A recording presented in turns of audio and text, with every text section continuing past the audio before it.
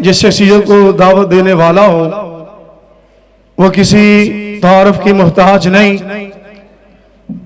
अपने कायद का खड़े होकर इस्तकबाल करना है और नारे का जवाब देना है। कायदे इनकलाब ललकारे अलामा शहीद, जरा उनके आमद से पहले आपने जरा जाके नारे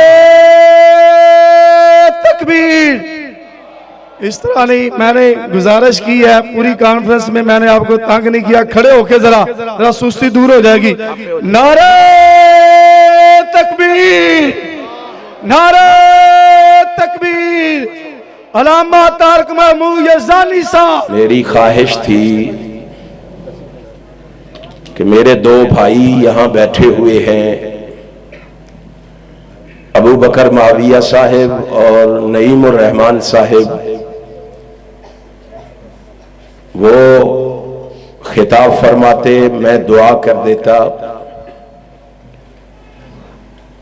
मैं आपको नबी मुकर्रम रसूल मुअज़्ज़म सरवर आलम हजरत मोहम्मद रसूलुल्लाह सल्लल्लाहु अलैहि वसल्लम की एक हदीस सुनाता हूं,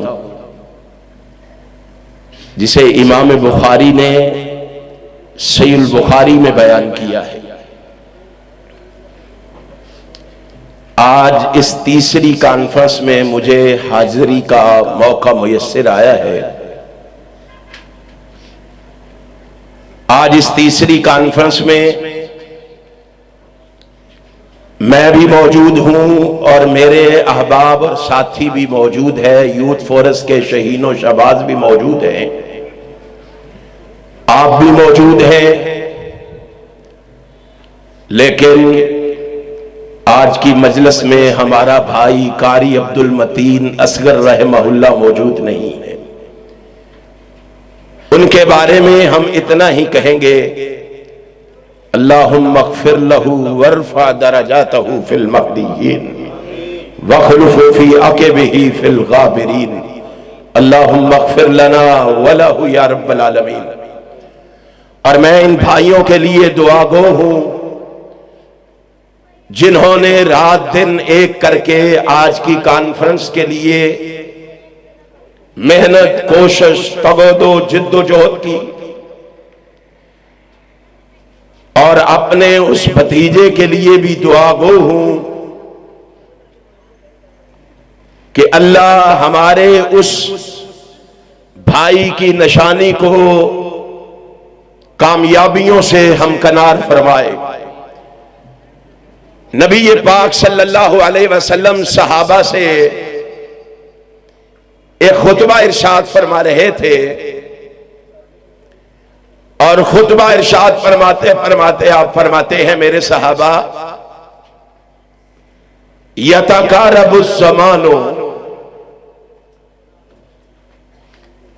वक्त मुतकारब हो जाएगा,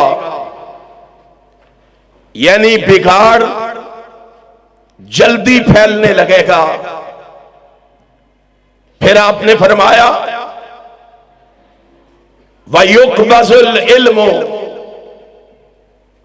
इल्म को उठा लिया जाएगा। सहाबा हैरान और परेशान हो गए। आपने फरमाया, इसका मतलब ये नहीं कि मदारिस और मसाजिद खत्म हो जाएंगी, इसका ये मतलब नहीं किताबें और लाइब्रेरियां खत्म हो जाएंगी, इसका ये मतलब नहीं तालीमी अदारे खत्म हो जाएंगे, बल्कि इसका मतलब यह है कि इल्म वाले लोग उठा लिए जाएं।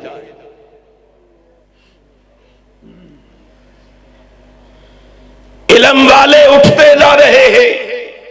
और आज मुझे नमाज़े इशा के बाद से लेकर अभी तक जो खिताबात मैंने सुने हैं, मैंने सुनने के बाद अल्लाह से भी दुआ की है और अपने भाइयों से भी गुजारिश करता हूं कि इन आने वालों की झोलियों में ऐसे मोती और फूल डाल के भेजे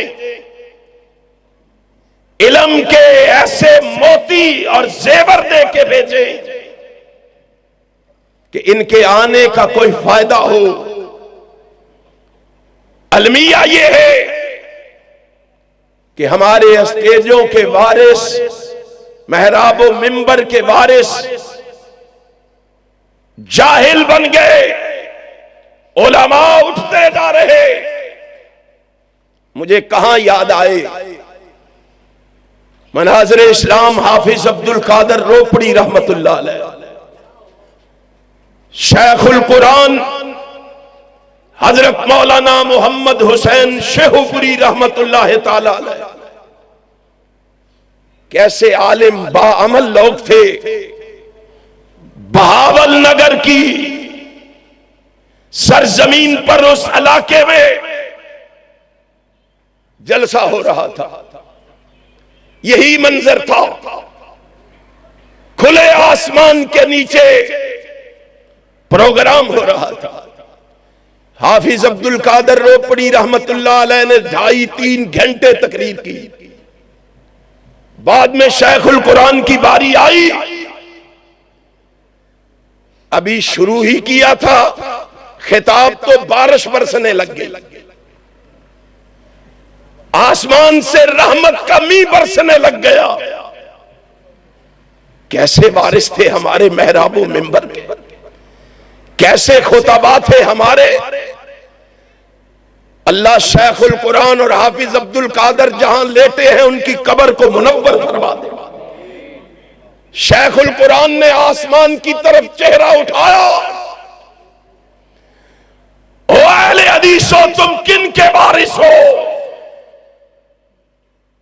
ओ अहले हदीसो, तुम्हारे अकाबिर और असलाफ कौन थे?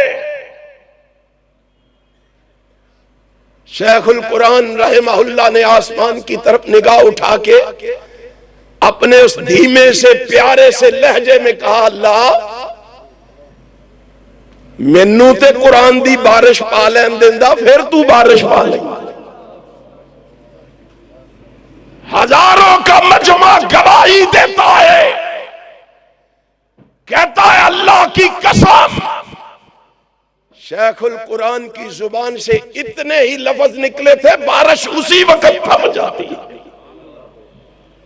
और सुबह की अजान तक शेखुल कुरान रहमहुल्लाह लोगों को कुरान सुनाते रहे। आज दिल इतना खुश हुआ है, हाफिज अब्दुल गफ्फार मदनी साहिब की तकरीर से लेकर हबीबुर रहमान ज़िया की तकरीर तक ताजपुरा के चौक से एक ही आवाज सुनाई दे रही थी। वो आवाज या रब के कुरान की थी या मोहम्मद के सच्चे फरमान की थी। और इंशाअल्लाह हम अपने असलाफ की रवायात को वापस लौटा के छोड़ेंगे, अपने बुजुर्गों की रवायात को जिंदा करके छोड़ेंगे इंशाअल्लाह। मैं दुआगो हूं अपने इन भाइयों के लिए, अपने इन साथियों के लिए जिन्होंने मेहनत की है। अल्लाह इनकी मेहनत को कबूल फरमा ले। उलमा के खिताबात अल्लाह अपनी बारगाह में मकबूल व मंजूर फरमा के हम सब के लिए नजात का जरिया और सबब बना दे। इंशाअल्लाह तकरीर 6 नवंबर को चौधरी अब्दुल वहीद साहब की मस्जिद में होगी। आखिर